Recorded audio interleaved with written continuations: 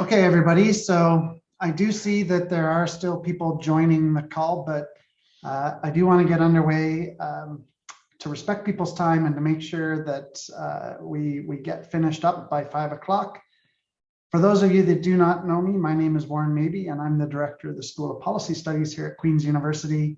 And it's my pleasure to welcome you to this talk, which is the first talk in the Contagion Cultures series for the fall semester. Before I start, I do want to say that I'm sitting here at Queen's University. That means that I'm on the traditional territories of the Haudenosaunee and the Anishinaabe peoples. And it's a privilege to be able to work here and to study here and to be able to share ideas with you here. The virtual nature of this event means that some of you may be on other traditional territories, other places. Please do take a moment to think about that yourself. Think about where you're situated and think about those who came before. It is particularly fitting this week that we take some time to reflect on this. This is the week when we will have our first National Day of Truth and Reconciliation on September 30th. I do hope that people will recognize that. Maybe you'll wear an orange shirt, maybe you'll put up a background. Take some time, to think about the issues that our Indigenous citizens face and the ongoing process of truth and reconciliation that we're committed to as a country.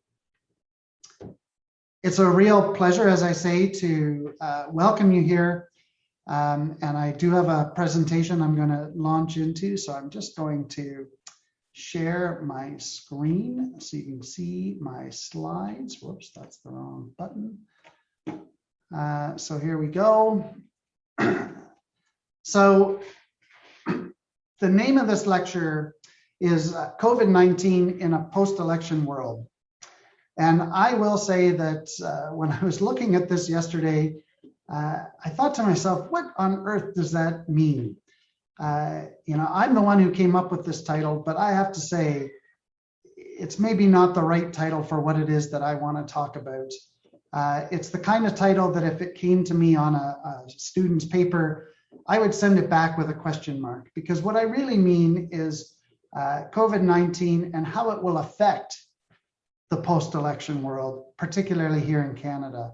I'm not here to talk to you about the trajectory of the pandemic or the statistics, those sorts of numbers. We have lots of people around the university and around the province who can do a much better job of doing that than I can. I'm here to talk to you a little bit about how I see COVID-19 affecting our country as we go forward into the next year with a new government, although it's very similar to the old government, with all of the lessons that we've learned from this pandemic coming into play. So that was the first thing I thought about, why did I name it this? A second thing I really thought about was, how would I organize a talk like this? And I thought of a few different structures. I've decided to go ahead and talk about it issue by issue. Some of these are issues that I know a lot about, and I'm quite familiar and comfortable talking about the policies, the specific policy initiatives that are underway. Some of them I'm only more broadly familiar with or have a glancing sort of an understanding of. When we get into the Q&A section at the end of my presentation, you may find that there are some things I don't know the answer to. I'll tell you that, but we can have a great discussion about some of these issues going forward. So let's jump into this and talk a little bit about what is COVID-19 going to do? What are the long-term impacts going to be in this post-election world? So COVID, we've all been living with this for a year and a half now. Some of us have been thinking about it even longer. The School of Policy Studies put on its first panel presentation in January or February of 2020, to talk about this new emerging epidemic at the time, some of the issues that were being seen in China, and what the ramifications might be. And we've, of course, come back to this many times over the past couple of years. We keep coming back to this topic and looking at, what is the pandemic doing to us? How is it impacting us? And what are we learning? Many of you will know that the School of Policy Studies invested in a number of research associates in the summer of 2020 to do some deep digging around issues related to the pandemic and the recovery from the pandemic. And I draw on that a little bit. Some of that work is still unfolding and still coming out, but it really allowed us to understand quite a bit about what was going on. We do know that with the pandemic, it has changed the way that we think about government and government responses. The government response to the pandemic has been really unprecedented across the Western world. We haven't seen anything quite like it, certainly not in our lifetimes, and maybe not ever looking back through history. The response was big, it was very comprehensive, it was very expensive. We've gone through a recent election, and the election allows us to reflect and think a little bit about, is the direction that we're undertaking the right direction, or are we uncomfortable with that? Are there different options we should explore? As you know, the election, 2021 election, did not really lead to any major changes in our parliament. We really ended up with something that was very similar to what we started with, which suggests that a lot of Canadians, maybe a plurality of Canadians, are comfortable with the response and the way that the response is being carried out. Not all Canadians, because there were strong signals from some of the parties, particularly the Conservatives, and if you want to go there, to the People's Party, about the way that we are responding to the pandemic and alternatives that we could be putting in place to respond to the pandemic. So obviously COVID had a very big influence on election 2021. If you had to parse the results of the election, you might say that it shows that the people have a bit of a preference for big government. Although if you look at what every party was promising, very few parties were promising what you could call small government. Almost every party was promising a fairly high level of engagement, a high level of spending, a high level of commitment to helping the country and helping our economy through the pandemic into the next world. With the response in the election, though, we do see a willingness, at least among a plurality of Canadians, to accept a regulatory approach. It's very debatable because, as I say, there are many Canadians who have not liked the regulatory approach. They've not liked rules on masks or vaccines, but most Canadians seem to be supporting this. And particularly when you look at the different positions of the parties and how people did vote and spend their votes, there is a strong willingness to embrace this regulatory approach, at least in the face of this particular crisis. I would argue that one of the big differences between the parties was their willingness to talk about the use of regulation and the use of policy to bring the pandemic closer to an end. I think that when you look at some of the moves of the Conservative Party versus the Liberal Party, you can see that quite clearly. So there is support, and it's a plurality, if not necessarily a majority, that are in support of the broad measures that have been put in place to help us bring the pandemic to an end. And I think most people online probably knew that already. So I'm not telling you anything you don't already know, but it sets the stage for these other areas that I want to get into. So what were the other big issues that arose as we went through the election? Well, one of them was housing. Housing has been a hot button issue in Canada for years. Until recent years, it was sort of confined to problems in Toronto and Vancouver and a couple of the other big cities, Montreal or Calgary, maybe Ottawa, where house prices had really gotten out of hand and beyond the reach of ordinary Canadians, where if you weren't already a player in the market, you were going to have a difficult time getting into the market. Over the last year and a half, we've seen the housing market actually surge. COVID-19 was anticipated to have a depressing effect on the housing market. It was anticipated to push the housing market down, push prices down. There was sort of a general bit of thinking at the beginning of the pandemic that we would actually see some house price drops. And we saw nothing like that. We saw house price gains right across the country. And we really started to see some small centers start to catch up to the bigger centers. So far from helping us solve a problem, the pandemic has exacerbated this housing issue and the housing challenge, to the point that in this election, we really started to hear the different parties talking about approaches to try to get the housing market back under control. And this is something that most parties have been a little bit reluctant to get into in previous elections.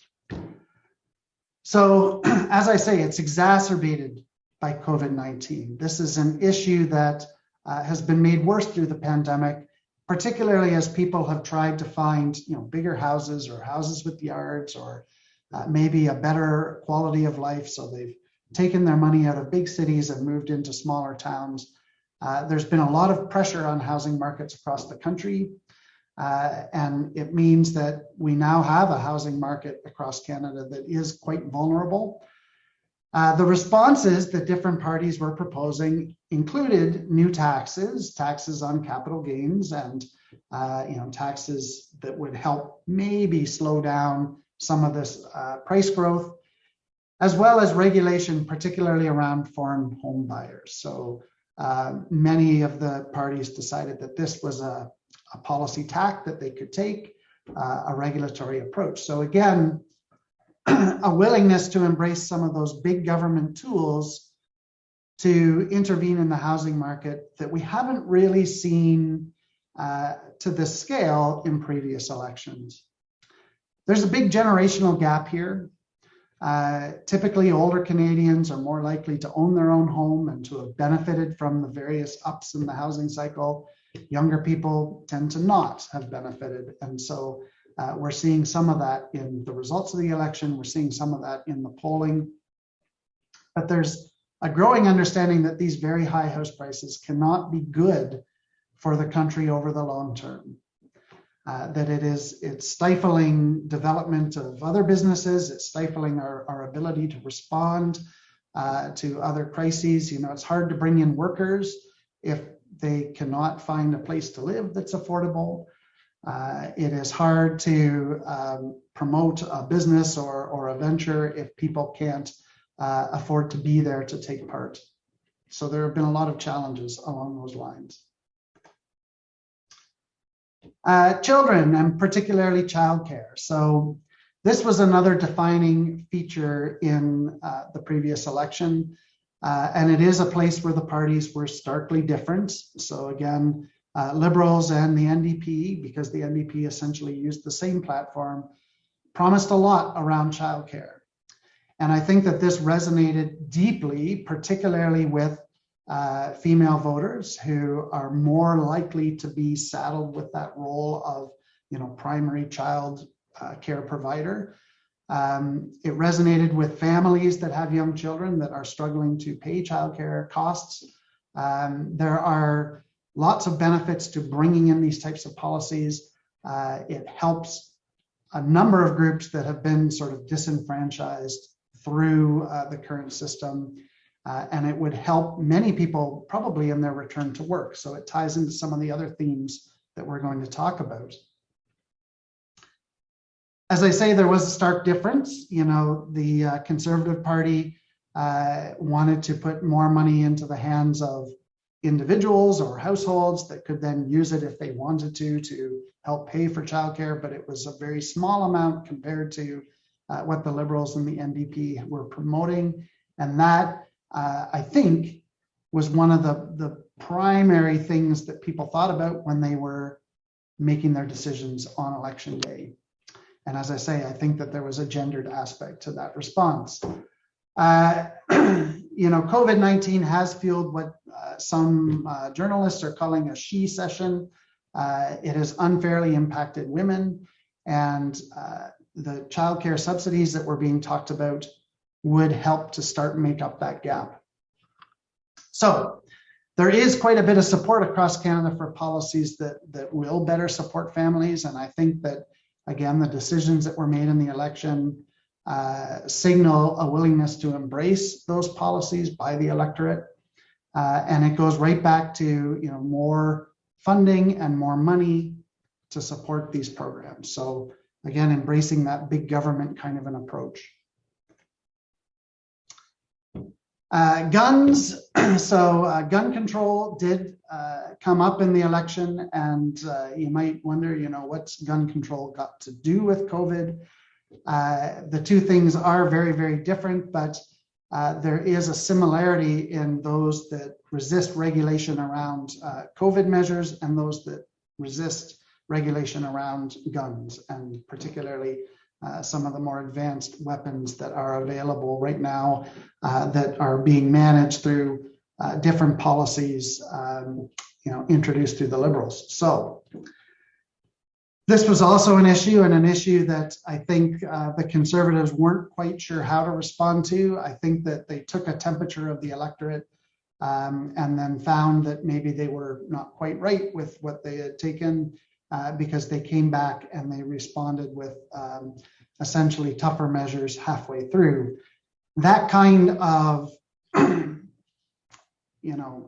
response to what was going on in the press and how people were responding to their platform did hurt the Conservatives, I think. It hurt the Conservatives because it signaled a willingness to go where the votes were, rather than to stick to principle. And we've read quite a bit about that in the post-election analysis. So, there may be a plurality of Canadians out there that are willing to accept regulations, but there's also a plurality of Canadians who are reluctant to accept these regulations. And this is one of the great challenges that I see going forward, is that the country is quite divided.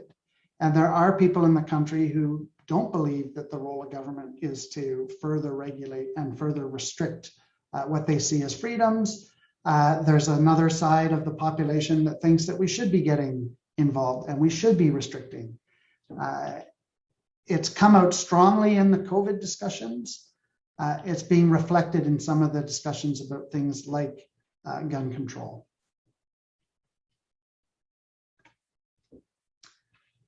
Healthcare. So, for an election taking place in the middle of a pandemic, there was less talk about healthcare than you might have expected.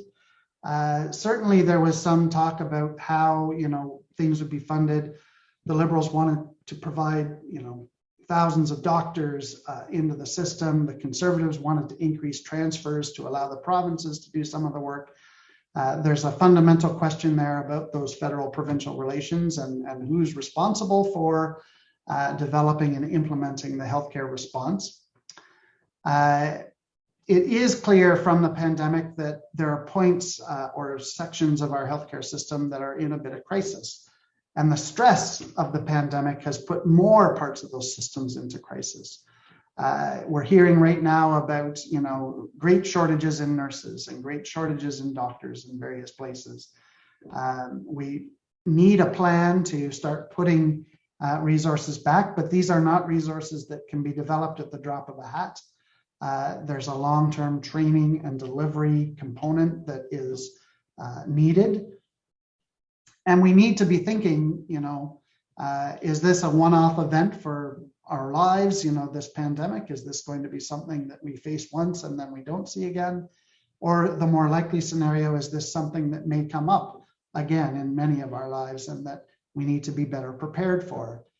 How we design or redesign the healthcare system and how we put resources into place is critical as we go forward. It's critical in terms of ensuring that the next pandemic, should it come, doesn't swamp the system, that it doesn't leave us struggling to fill gaps as we are right now. I was surprised that we didn't talk as much about it in the election as we might, and it may be because any talk of healthcare was conveyed through talk about the immediate impacts of the pandemic itself. We are seeing the possibility of new tools, for instance, streamline regulations around vaccine development or new drug deployment. We've certainly seen that under pressure, vaccines can be developed and delivered very fast and very safely. The data is supporting that. It's very clear that the system can work and work quickly if it needs to. Maybe we need it to work more quickly all the time. And how we do that and how we embrace that is one of the big questions as we go forward. There was also discussion around drugs from a couple of different perspectives. The Pharmacare proposals around creating a national Pharmacare program, the issues around the opioid crisis and that ongoing sort of tragedy that is impacting so many Canadians and so many families. Again, I don't have a lot of additional things to say here other than it didn't rise up as a major driving issue in this election, as it has in some other elections, but it is an issue that will be shaped by our experiences in this pandemic and will be shaped by the way that we respond.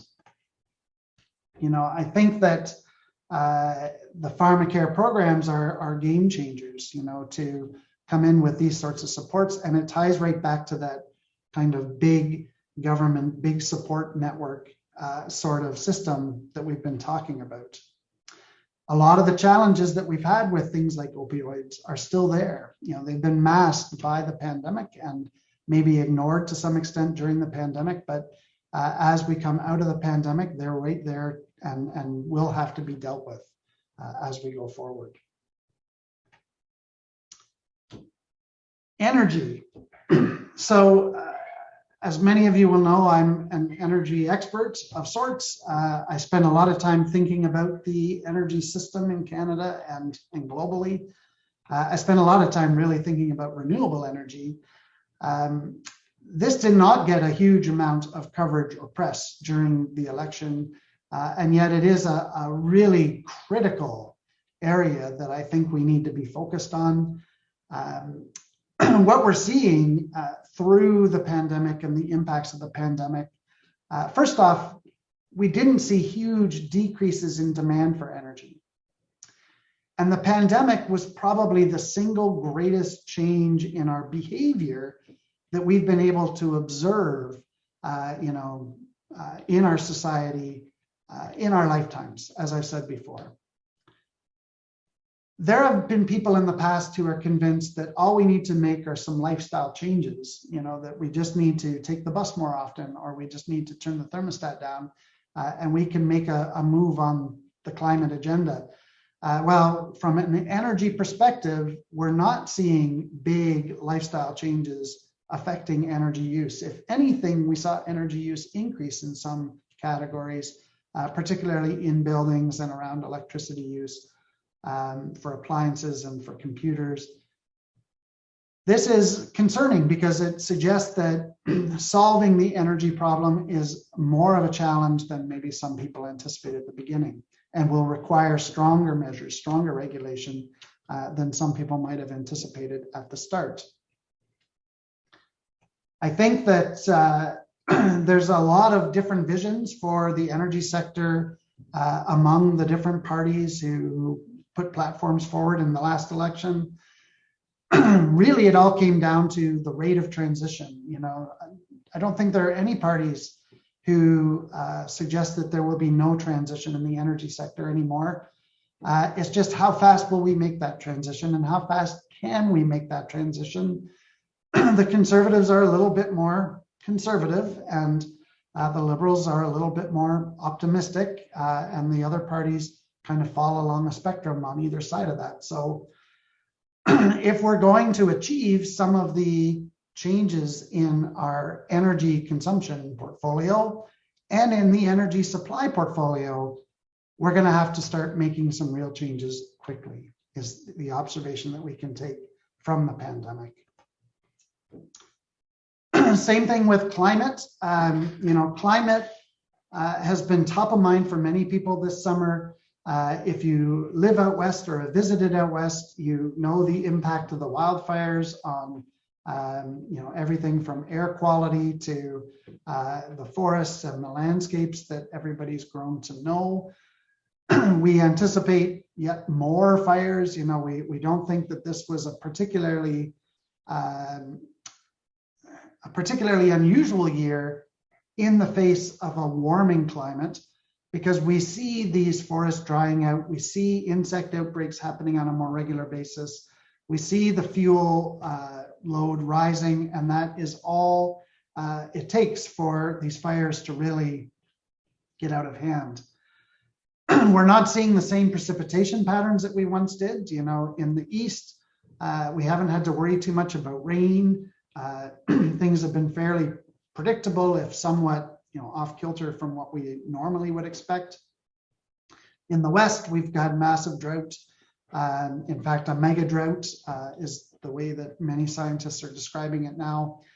This is a picture, by the way, of Lake Mead behind the Hoover Dam.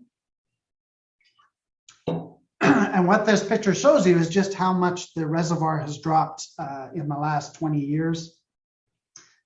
It is getting to the point where it's not really a viable reservoir at all, where it will be difficult to generate power off the dams, which impacts the energy supply. Also, where it will be very difficult to supply drinking water to a number of communities that depend on it. So we're really getting into some fundamental human rights and human living conditions. In the election, it was actually a relatively low profile. It was a record-setting year for fires and droughts, but what we can take away from the election is that there is a very different vision between the parties that are out there. And I think that this bubble has somehow turned into the same bubble as the last page.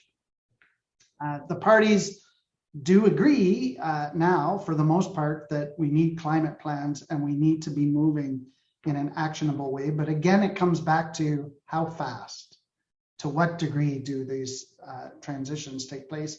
How quickly can we achieve them? Just the last few slides. I realize I've been talking now for almost half an hour. Jobs. Jobs are always a high concern. Employment is a big social indicator, and where we have high unemployment, we've got very large issues. It was hard to differentiate between the different parties. There were a lot of fairly vague policies actually put forward in terms of how different parties might stimulate new jobs and stimulate new activity. A lot of the policies were focused on spending, subsidies to help businesses get back up and running, to get them to hire people, to get them to go to work. So actually a fair bit of consensus on these approaches as being a good approach to try to get the economy back on track. There are challenges, of course, with how we do this, because putting money, subsidizing employment when we're not quite sure what some of the primary industries should look like leads us to some places of conflict. For instance, do you subsidize new jobs in sectors that may have to make substantive changes, like the energy sector? How do you ensure that those jobs are going to help you with your transition if you're planning a transition? And how do you make sure that the transition is moving in the direction that you want it to move? Indigenous issues. Canada has been wrestling with some very significant challenges over the course of this year, the tragedies that are being uncovered at the residential schools and the horrors that have been seen. I think that it's probably fair to say that Canadians as a body are more aware of Indigenous issues than they've probably ever been.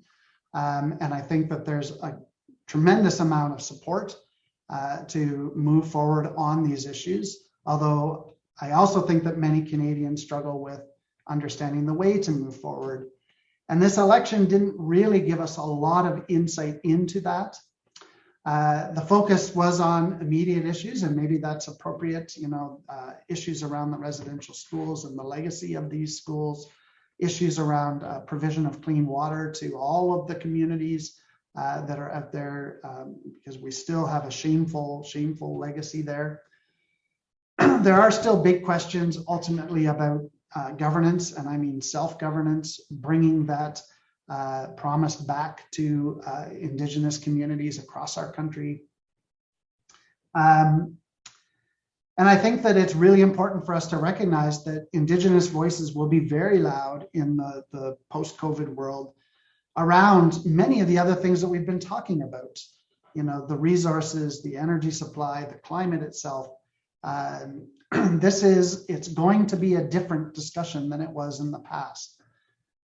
How different and how we adjust to it is a big question, a big area of not concern, but an area of inquiry. We need to do work in this space in order to better understand how to move forward. A few more slides, I promise, and then we'll stop. Seniors, and particularly the way that we treat our senior population did come up in the election, of course. There's the challenges with long-term care and seniors' health. This is a population that was particularly vulnerable to COVID and suffered greatly during the pandemic, particularly the first year of the pandemic, before the vaccinations began to roll forward. We have a problem with an aging population for sure. And, it's not that we have old people around, it's just that we haven't planned for how we're going to work with that very well. There's a couple issues that have not been talked about much at all, but which affect other areas that we've been speaking about, areas around wealth transfer and control of things like property and businesses has largely been ignored. There's an older population in Canada that does hold a lot of wealth. They hold, real estate holdings, they own companies, they have investments. And over the coming decades, as some of that wealth is divested and moved down, it's going to have an impact. How do we ensure that, it doesn't just benefit a small portion, but that rather we can harness that for the country's greater good?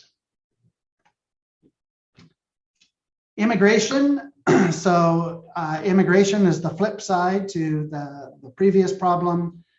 Immigration is our primary path to growth. And what we have seen going through the election is that with the Liberal Party, we're committed to a very high level of immigration. COVID-19 has led to things like travel restrictions that have been very, very difficult for families and may impact the way that we actually do immigration in the future, the way that we manage immigration policy, maybe looking to keep more families together. I know that this has been an area of focus, but it may need to be an area of greater focus as we start to build back, because this really adversely affected a number of first-generation Canadian families that still have strong ties to a home country and weren't able to visit relatives or friends in those places during this pandemic. But growth via immigration is also going to be impacted by many of the other things that we've talked about. So housing challenges and challenges around jobs, all of those things are going to impact our ability to really grow well with immigration. And I think we need to be addressing all of them sort of simultaneously. So I'm coming to the end of my talk, and as you can see, it's a lot of high-level ideas. There's just a few takeaways that I want to highlight before we get into a Q&A. So, I think it's fair to say that COVID-19 has allowed or facilitated a plurality of Canadians to embrace big government, to manage a range of these problems. You know, we have grown very comfortable with the idea of government taking these roles on. And although there are also many Canadians who aren't as comfortable with the big government approach, this is what prevails. It's prevailed through the last 2 elections, and it is what we will be managing with over the next months and likely years before the next election. So I think that we can expect to see even more tools like taxes and regulations brought to bear to achieve some of the policy goals that we're trying to put into play. And that's not necessarily a bad thing. You know, this is the direction that we are moving in. It is perfectly acceptable, you know, to be employing these tools. They're very effective, as we've seen going through the pandemic. They can be effective going forward. The great question is, what happens when the government inevitably changes? Because if there's one other thing that this election has really exposed, it's the split in the electorate. You know, the vision of big government and the vision of less regulation and less government are very different visions. And, you know, how the next government, whatever that might be, chooses to evolve things, it's going to have big impacts on what we're doing now. So it's something I'd like to think about as we go forward. I think that there are lots of opportunities in the months and years to come. I think that we are seeing a really interesting time in government with the embrace of, you know, the willingness to take on large deficits, the willingness to employ lots of regulatory tools to try to get to some of these very difficult policy challenges. And I'm looking forward to discussing some of this with you over the next 20 minutes or so. So with that, I'm going to stop sharing my screen. So it should stop. Did it stop? It sort of stopped. And now if I can just get this to come back to the way I want it to come back so that I can see you again.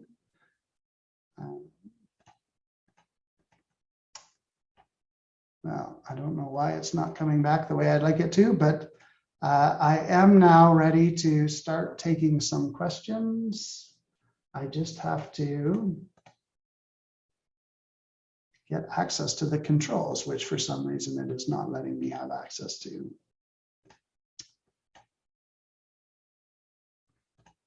So apologies for this. This has not happened recently.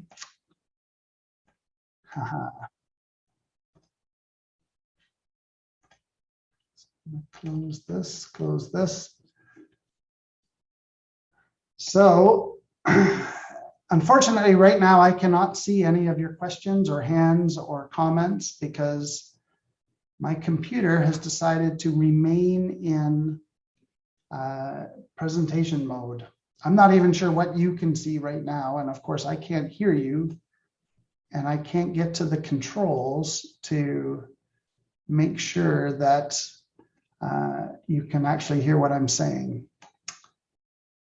So I'm not sure what to do. Bear with me for a moment while I try a couple of things. We'll try this.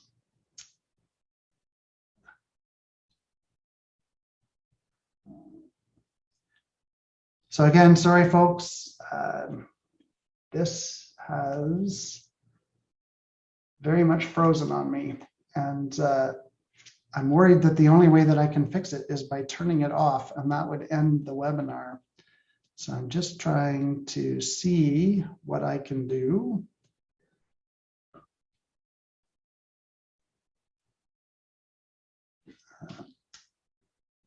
See if I get a response on that.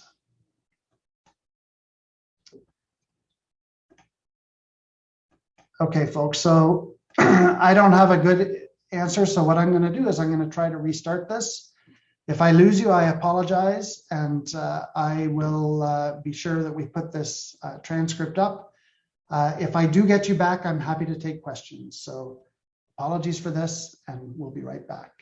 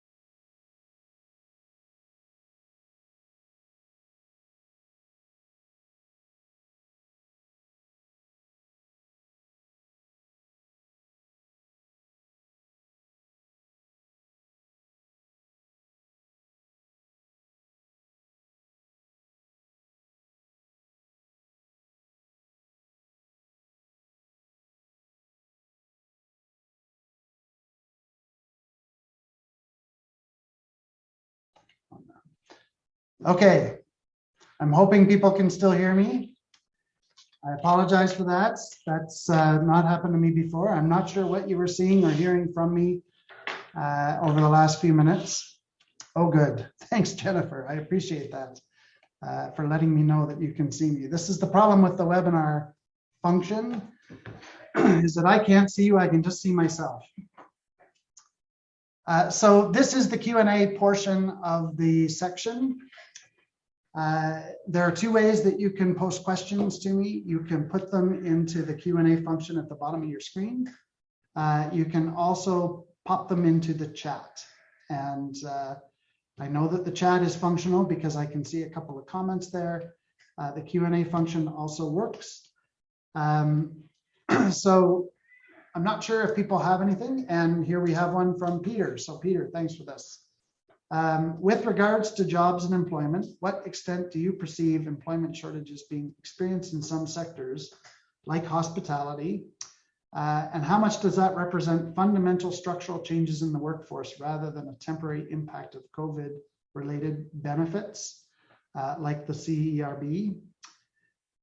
Or does it indicate a need for substantive wage increases in more heavily affected sectors? So let me break that into a couple sections. So talking about whether or not the employment shortages are short-term or long-term, I think that in some sectors they are probably long-term because it is a reflection of a lack of a pipeline. You know, we had a year and a half without some sectors really doing much hiring. There's a drop-off in employment in some spaces. And certainly in some of the hospitality sector, that's happened. How much of that can be brought back in a hurry, I'm not really sure. I also see some sectors starting to demonstrate signs of getting older. So when we look at some of the employment statistics, there are sectors, some of the manufacturing sectors, where the average age is significantly older, and where if a plant shuts down, as we've seen a few times in recent years in the auto sector, it ends up with a bunch of people retiring rather than really looking for new work. So we will probably need some substantive support to get certain parts of our economy working again, and particularly in some of those parts of the supply chain that have been really disrupted by COVID. So thanks for that, Peter. I've got a couple questions in the chat, and then I'll come back to the Q&A. So Balajo asks, it's really interesting that the pandemic wasn't discussed in terms of healthcare during this election. So it's not that it wasn't discussed, but it wasn't a primary area of focus. It wasn't the thing that was capturing headlines every night. It was much more about immediate responses rather than long-term structural challenges with the healthcare sector.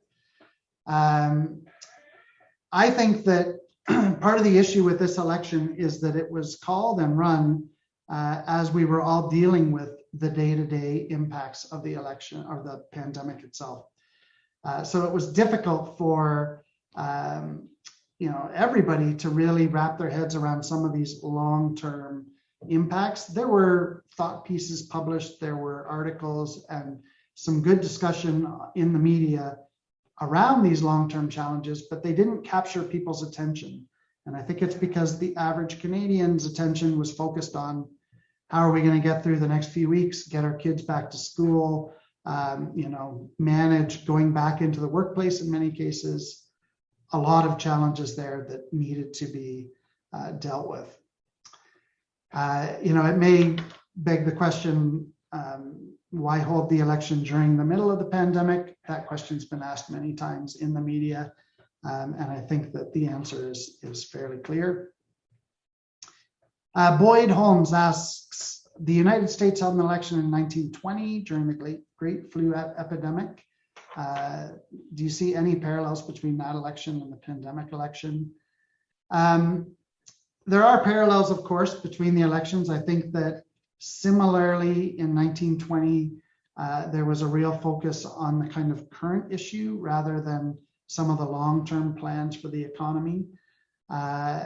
The big difference, of course, is that that election was held on a schedule. It was a predictable election. Our election was called as an early election, and so a very big difference there. Could we learn anything from that election that would apply to us in Canada today? Well, I think that what we might have taken from the 1920 election is that it was difficult in that election, as I understand it, to really get into some of the big issues, the big structural issues of the day. And to be honest, I'd have to go back and look at what some of those challenges were. It's been a while since I looked at that election, but it was very focused on the issues of the day, recovering from the Spanish flu, building back from World War I, the Great War as it was known at the time, and focusing on the economic development piece, because of course, the Great Flu in the late 1900 or 1918 to 1920 did spark off a great boom in terms of the economy. Hugh asks, many of the proposals advanced by federal parties are in provincial jurisdiction, housing, healthcare, energy. How can a federal government actuate their proposals when they require provincial jurisdiction to implement? This is one of the questions that never really got addressed very well in the election, Hugh. How can you say that you will hire so many healthcare professionals and put them to work when it is a provincial responsibility to do so? It's really about transferring money to allow the provinces to do it. So, how would you pull that off? The same with housing. We've been struggling with housing for years. For the federal government to come in and say, okay, well, we're going to regulate some things around foreign ownership. We're going to try to provide some direction on capital gains taxes, things like that. It's very difficult to do it without provincial partnerships. And maybe the fact that it would be difficult to actually get those provincial partnerships right now kept the federal parties, all the federal parties, from really talking about how they would implement it. I suspect that it will be mostly through transfers, through cash, that will try to drive these types of changes. And that is a really good question here for how we actually go forward. A question from Nadia. Notwithstanding that the very crucial and critical issues, healthcare, climate, energy, didn't dominate it, the ancillary effects were visible and they have to be addressed by the next parliament. Issues around guns appeared to be a mimicry of issues in the US. The two parties, the CPC and the PPC, seem to be vying to outdo each other. The election was a rejection of our southern neighbor, especially the politics of the southern neighbor. The question is, will the fringe grow, or are their politics a one-off? So, the rise of the People's Party in Canada, they did grow their share of the popular vote if they did not achieve any seats. may be a warning sign that those types of fringe politics are taking root.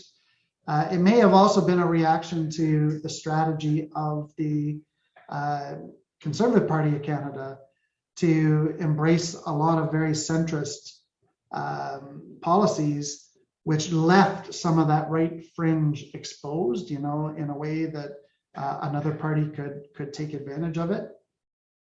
I'm not sure if this is going to be a long-term trend or not. To be sure, we're seeing these parties sort of grow. We know that in the first past the post system, it's very difficult for small parties to translate even a sizable share of the popular vote into many seats. The Green Party, of course, has struggled with that for years. But we do have a prime minister who has now promised to look again at first past the post. And a change to our electoral policies, if that ever were to come about, probably would fuel that kind of development, those types of changes, more than anything else inside of Canada, I think, because it would allow, if the right system was imposed, it would allow small parties to get a lot more representation with a smaller share of the popular vote. Okay, so Peter asked a question, to my knowledge, is there any data or evidence that some workforce shortages may be attributable to COVID deaths or illness? Not at the scale of a whole sector.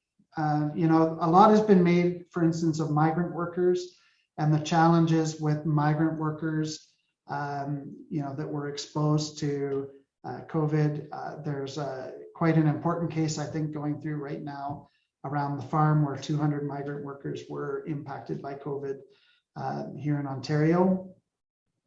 I think that, if you look at a larger scale, and I'm not really sure if you're thinking of, a manufacturing scale, or if you're thinking at a resource scale, we're not seeing that there's any one sector that's been really badly hit. The exception might be around healthcare, and it's not attributable to COVID deaths or illness. It's attributable to burnout, and recently, in a few places, to a lack of willingness to vaccinate, because of course the healthcare system is asking for vaccinations, and we're seeing a number of the workers inside of the hospitals and inside the systems pushing back on that. So it's an ongoing discussion, an ongoing debate, and we'll see where that comes out. Duncan asked a great question. Duncan, thanks for this, because I think this is important. None of the competitor parties in the election questioned seriously the policy of living with the big debt incurred by the pandemic. How do I reconcile that with my statement that we have a left-right US style division in the country? I would argue that in the US, the division between left and right has sort of forgotten about fiscal responsibility as well. I think that the Republicans and the Democrats in the US have pushed towards that big government sort of approach. I think that the big difference right now doesn't seem to be fiscal responsibility or fiscal conservatism. It seems to be regulatory. It seems to be about what government can and can't tell people to do. And, in a way that's a little bit more dangerous, because with economics and numbers, it's sort of easy to make a case one way or the other, that deficits are bad or deficits are okay. There are economists who can argue that on both sides. When it comes to regulation, and when it comes to what that means for the country, the willingness to embrace rules and to embrace those sorts of directives, and willingness to push back on them, that's a place where we can get a lot of social tension. That's the kind of divide that I'm really thinking of, Duncan, when I think of this. Okay, and Hugh, I'm not surprised that you asked this question. In view of challenges with China, the new US, Australia, UK military alliance. Was I surprised that foreign policy did not come up at all in the campaign? I wasn't really surprised. You know, Canada's been focusing inward for the last few years. It's been hard for us to really turn our head around and to look at what's happening around the world. I think we've had a lot of challenges internally in the country that have occupied our attention. You know, I talked about the Indigenous challenges and the issues that our Indigenous populations face. A lot of Canadians have been wrestling with that, and it's just pushed its way up quite a bit higher than the international relations. We've kind of let things drop since we renegotiated the free trade agreements. We're not as worried about what's going on with other partners around the world, and yet, you know, we have an important role to play in the world, and it would be really great to see some of that come back in. I had a foreign affairs slide up in my slide deck, but I decided I didn't have enough to say about it to be able to keep it in there, and that's why I took that one out. Just a couple last questions, because I do see we're getting close to the end of our time. One from Jennifer. What happened to the NDP and what role will it play in contributing to policy going forward? This is a great question. You know, the NDP arguably has survived the election maybe better than any of the other parties. You know, Mr. Singh still has strong support from his caucus, it seems like, although they did not grow their share of the seats. They didn't lose too much, and therefore they seem to have come off at least in a position where they have some power. They've started to talk about the things that they want to target, you know, taxes on the wealthy and things like that in the next election, or sorry, in this parliament, I should have said. It's a little bit difficult because, of course, Mr. Singh made a very big deal of attacking Mr. Trudeau on the campaign trail, and so now he's got to walk some of that back. I think most people expect him to. You know, he's got a role to play in this new parliament that'll be very important. In the longer term, you know, it's been said a number of times now that the Liberals have been out NDPing the NDP, you know, that they've embraced so many policies on the left that it's been hard for the NDP to differentiate themselves. And I really do think that that's Mr. Singh's challenge going forward, is to better differentiate the NDP from what the Liberals are doing, and to talk more about what it is that an NDP government would do that is substantively different. And then finally, a question from Carolyn. Could I discuss the trends around business to pivot to manufacturing new items like hand sanitizer or PPE? What do I see as a trend forward for small business and federal support for small business? You know, one of the really interesting things that's emerged through this whole pandemic is the ability of small businesses to pivot and to enter into spaces that bigger businesses have trouble doing. As a country, we've gotten very used to working with very big business. Big business help drive the prices down and make it you know, inexpensive to get the various goods and services that we want. So from that perspective, big business has been good. But big business have a tougher time in many cases pivoting and retooling, whereas a small business can do it faster. We've seen a rise in kind of the cottage industries. You know, a lot of hand sanitizer was being made by microbreweries who have the right kind of equipment to be able to churn it out on a relatively fast basis. What it speaks to is the flexibility of that small business sector. And I think that it's not a bad thing for us to support. It's always been a challenge for Canada to keep small businesses and to nurture them, particularly as they start to grow past being small and to being medium-sized or large businesses. We tend to see those companies disappear, either swallowed up by a multinational or bought out by somebody south of the border. Maybe as we build back, we can embrace that and think about those small businesses as an opportunity. Okay, so this has been a bit of an experiment for me to host myself in a presentation. I hope that people enjoyed the talk. It's always a pleasure to be able to speak to you. It was fun for me to be able to go in and speculate on some of these broader policy issues. I think it was really useful to kind of dive into them. I really appreciate the questions that came around from everybody who took part. I hope that you have a safe rest of your day. And I look forward to welcoming you back to another one of our talks in the very near future. So with that, I want to thank you, and thank you for bearing with me through some technical challenges. Again, usually I'm the one who deals with the technical challenges while the speaker can focus on the audience, and it's a little bit harder when you're doing both. So thank you for doing that. I really look forward to meeting with you all again, and have a great rest of your day. Bye now.